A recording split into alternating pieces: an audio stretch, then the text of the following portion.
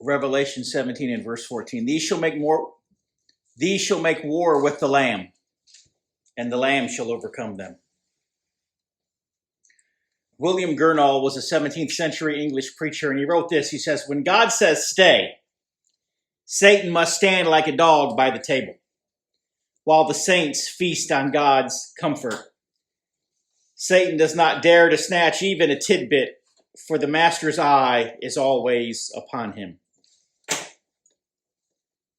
And it is so that our master's eye is always upon him. After Satan's first act of disobedience, his failure and his doom were sealed.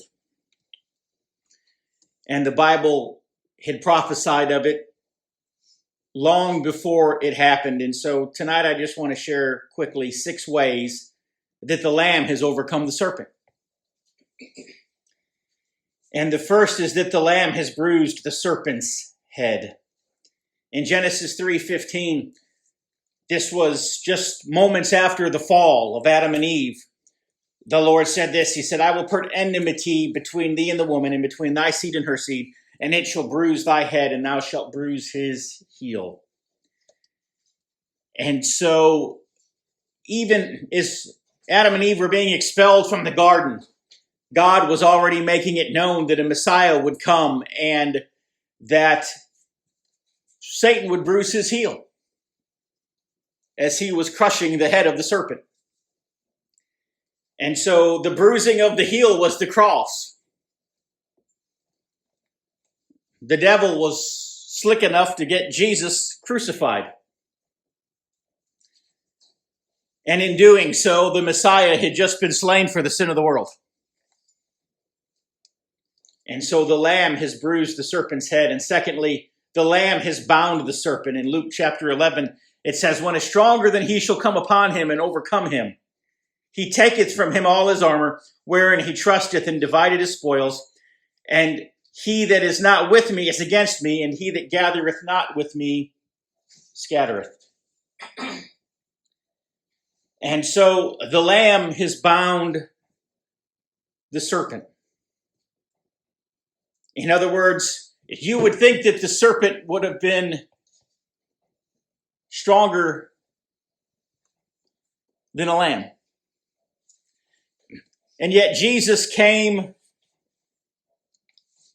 in the form of what you would think, okay, so Jesus wants to defeat sin. He comes in the form of a man. You would think sin would beat man, yet in the case of Jesus, man beat sin. You would think that Jesus would have come, as the Bible in some places referred to him as a lion. Perhaps a lion would be a strong enough animal to defeat a serpent, but not a lamb. And Jesus won his ultimate victory in death. Again, the weaker beating the stronger. The third thing is that the Lamb has destroyed the works of the serpent. In 1 John 3:8, he that committeth sin is of the devil, for the devil sinneth from the beginning.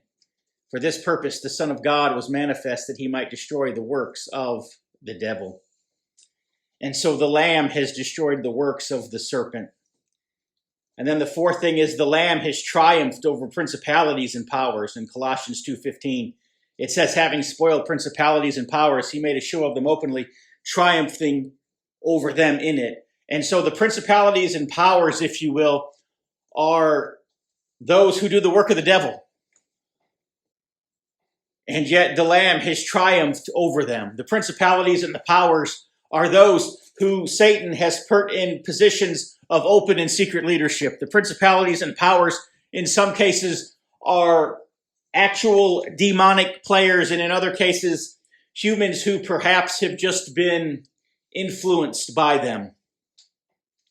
But yet the Lamb has triumphed over the principalities and powers. In other words, the Lamb has triumphed over those who would do the work of the devil. Fifthly, the Lamb has taken away the serpent's power over death. For as much then as the children are partakers of flesh and blood, Hebrews 2:14 says, he also himself likewise took part of the same, that through death he might destroy him that had the power of death, that is, the devil. And so, Before the Lamb came, death pretty much worked at the behest of the devil. Jesus changed that.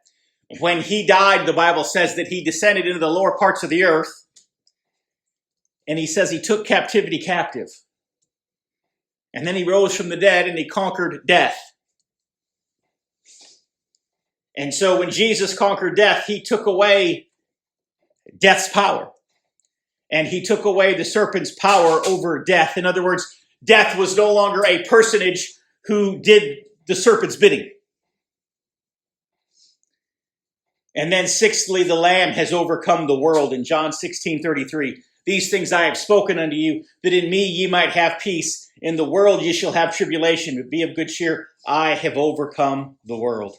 And so the Lamb has overcome the serpent. The Lamb has overcome the world. You know, it's interesting that in the book of Revelation that we see Jesus in his triumph, and yet he's still in the form of a lamb. The conquering king of the universe is still seen as the Lamb.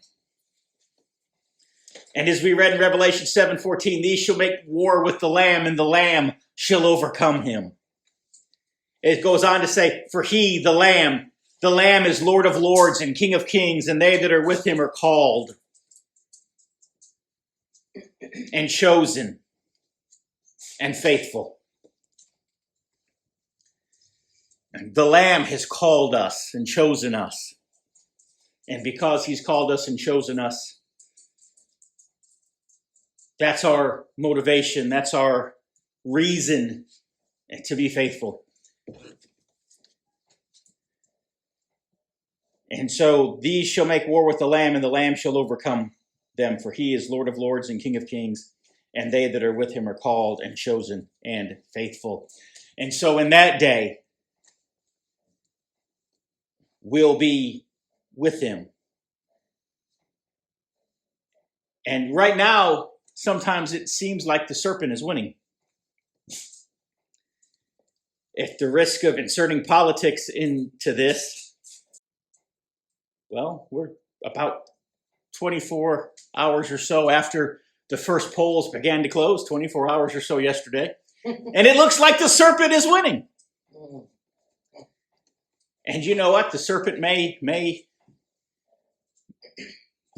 win this one. This may be one of those battles that the serpent wins, but at the end of the war, the Lamb will prevail. And we'll be with him because he chose us,